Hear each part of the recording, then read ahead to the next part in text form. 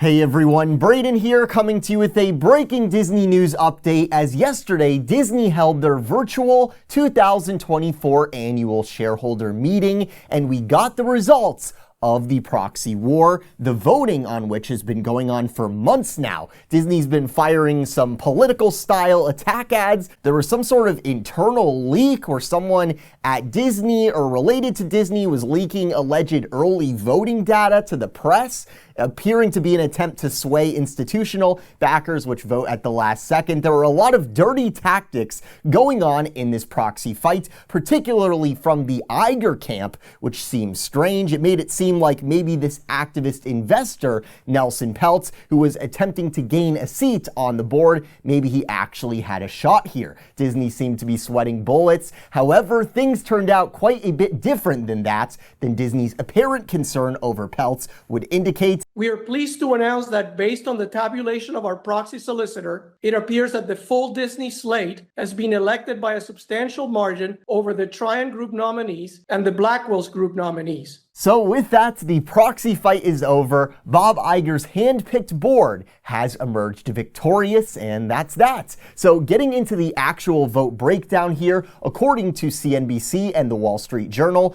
the board seat Peltz was targeting, which was Maria Elena Lagomasino's seat, Peltz received 31% of the vote, with Maria Lagomasino getting in the 60% range. Meanwhile, the media has been reporting that Disney got 94% of the vote. What does this mean, 94% of the vote? Does that mean that Peltz only got 6% of the vote? No, he got 31% of the vote on the seat that he was after. But Bob Iger, Disney CEO Bob Iger, he received 94% of the vote. But something that has not been conveyed very well in the media is the fact that Peltz was not going after Iger. He was not going after Iger's spots. He was going after Maria Elena Lagomasino and Michael Froman. Those two board members, they were targeting those two seats. Interesting here is while Peltz got a third of the vote for the seat that he was after, the lowest performing Disney seat, he got 31% of the vote. It was 2-1, the person he was after. Peltz's running mate, Jay Rizzullo, performed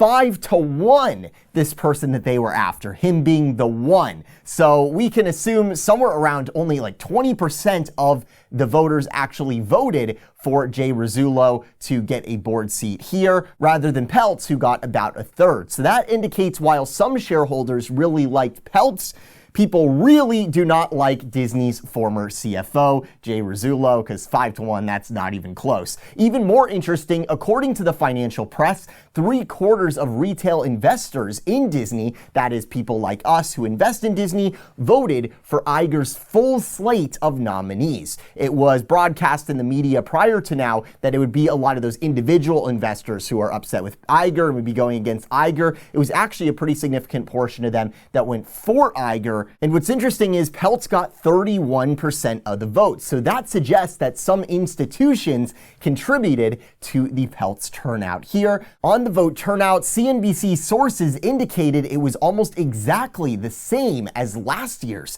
which was not contested. So that was interesting as well. It really makes you wonder, looking at these results, it wasn't exactly super close or anything like that. Why did Disney seem to stoop down to roll around in the mud with these activist investors?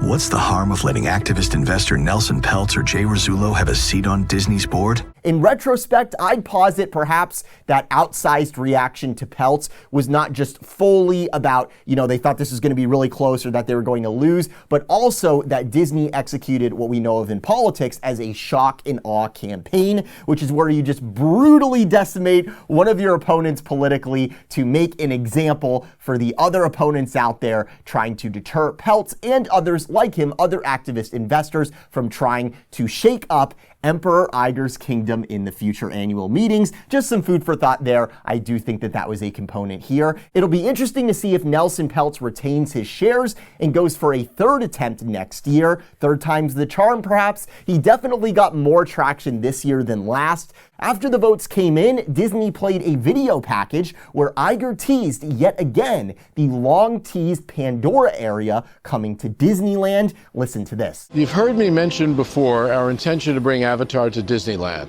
and our Imagineers have been hard at work dreaming up what guests might expect. And today I'm excited to give you a first look at the creative inspiration for this possible new destination. So if you notice there, it's not even concept art visualizing what guests are actually going to get, visualizing a guest space. It is a piece of art that Iger says serves as creative inspiration for a possible new land. So it's like reference art. It's like a tone painting, like sort of like this is the sort of vibe that we want the area to have. It's not actually working within the physical parameters, the very limited, the very confined physical parameters you have at Disneyland Resort, and trying to figure out some sort of Pandora thing inside of that just yet. Fresh Baked Disney, who does a great job on Disneyland coverage, he's saying it's because of the pending Disneyland Forward, the Disneyland expansion approval that Disney is about to get, hopefully, from the city of Anaheim. And then once that's through, then Disney can greenlight projects, fund them, and then Disney can come out with some more concrete plans on this Pandora experience. After the video package was over and Iger celebrated his win, Iger no longer had to appear democratic, so he hosted a Q&A session with himself on the annual shareholders meeting. That's right, I'm not kidding. The shareholder meetings, for the last few decades at Disney, they've been ones where the fans have gotten to in person, face to face, ask the executives tough questions. And in recent years, that switched to phone calls on the virtual meeting. Now it is literally an AI software asking Iger questions. So here is the AI software asking why Disney has done so little to meet the challenge of Epic Universe in Florida. Take a listen to this. With Epic Universe opening up in Orlando in 2025, why hasn't Disney prepared anything or placed more than just a handful of attractions in the pipeline to be ready for this in 2025 at Walt Disney World? Well, thank you very much for your question, but that just couldn't be further from the truth. We've been aware of Universal's plans for a new park for more than a decade, and we have a sophisticated approach to analyzing the needs of all of our businesses and strategically deploying capital. But I just want to remind you of a few things at Walt Disney World during this same period. We opened Pandora, the world of Avatar and Animal Kingdom, Toy Story Land, Star Wars Galaxy's Edge, and Mickey and Minnie's Runaway Railway at Hollywood Studios. We also completed a multi-year, multi-billion-dollar transformation of Epcot, which included adding Remy's Ratatouille Adventure, Moana's Journey of Water, and a great attraction, Guardians of the Galaxy Cosmic Rewind. And we opened Tron Light Cycle Run at Magic Kingdom. So by staggering these major launches, we have been able to commercially and operationally optimize our new offerings over time rather than having to do it all at once. And based on the guest experience that we've heard all about from all of these items that I just mentioned, we know that they're extremely popular and they're serving our guests extremely well. Wow, that was a really, really good statement. So here, Disney CEO Bob Iger, he's saying, hey, what are we doing about Epic Universe? Well, we knew about it over a decade ago. And you know what we did? We opened Moana Journey of Water. As I've told you guys, Disney is funding some big expansions as we speak, and there will be news on them soon. So this attitude is shifting a little bit. But Disney really has to get their aspirations higher, man. They gotta be hungry. You look at these other parks, you look at things like Universal or Dollywood or any of these regional parks, they seem hungry. They want to invest, they want to grow, and we don't have that at Disney right now. It's like, well, I guess we'll do something, Here's the thing is that I think this all falls at the feet of Bob Iger, because he was supposed to have retired 10 years ago, all right? The dude is old, and he's on this call celebrating, overpromising, and under-delivering to the customers, and he's celebrating that as some sort of smart business strategy on the shareholder call. There's just this need for new people because Disney needs a new CEO, and it needs someone who's actually the CEO, not Chapek, where it's, a stooge that Iger puts in there. And we found out after Chapek's tenure that Iger was basically shadow CEO that entire time. There was only an 8-month period where he wasn't in his CEO office every single day. And it's just asinine on this shareholder meeting, which is a lot of fans, by the way. There's a lot of fans that are invested in Disney. He says to them, our answer to Epic Universe, opening summer 2025, Pandora back in 2017. You guys remember Pandora? He's claiming that's your response to Epic Universe, Pandora, back in 2017. That's what he just said on the call. On succession, has the process been accelerated in any way? What updates can you give us beyond the fact that you're focused on it? Well, the board engaged in a succession process the moment I came back, and they are taking it very, very seriously. They established this as their number one priority from the moment I came back. They formed a committee right away. They've been meeting regularly. They're going to meet even more regularly going forward because I'm not going to be here forever. And you are another 2.5 years, though, right? Well, but I think it's really important to name the right person at the right time and to create a transition process that is healthy. How long do you see that transition process?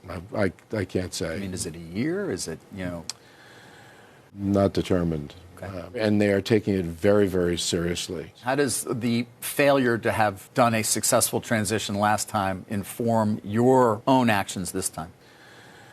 Well, look, the transition the last time around could not have happened at a worse moment for the company and in the world. Obviously, we all have learned from, the past, and we're eager for this process to be successful, not just in the choice of my successor, but ultimately how that person, right. Takes over. When you say you've learned from the past, is there anything you can share in particular?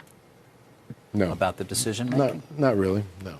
Just wild, wild stuff. Be sure to subscribe with those notifications on so you don't miss out on the announcements in the pipeline. There are some big announcements coming. Today, Disney dropped some teaser video of the planning model that they are using for the Tropical America's Land, featuring Encanto and Coco, replacing Dinoland USA at Disney's Animal Kingdom. Journalist on X, Scott Gustin, is reporting permits are currently being filed for the Beyond Big Thunder Mountain plan, which I do have some info on. I do know a little bit about, so I'll try to see if I can get that cleared for you guys and get something out. Although, if these permits are about to come out, we might as well just wait and analyze those, and I can give you guys all the details then with a higher degree of specificity. But needless to say, there is a lot on the way. If you enjoyed this video, you can find out how to support us over at mickeyviews.com/support to support the continued creation of these videos. Thank you so much for watching. From the Mickey Views Magic Studio, this is Brayden. Have a magical day.